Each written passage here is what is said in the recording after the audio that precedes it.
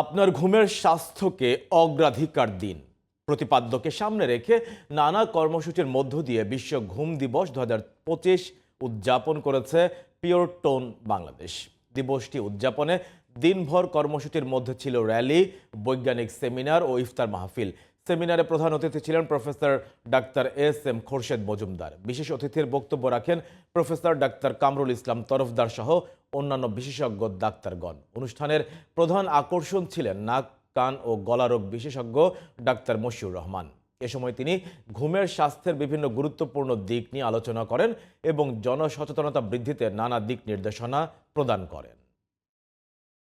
বাংলাদেশের মানুষ সাধারণত নাক ডাকাকে রোগী মনে করে না।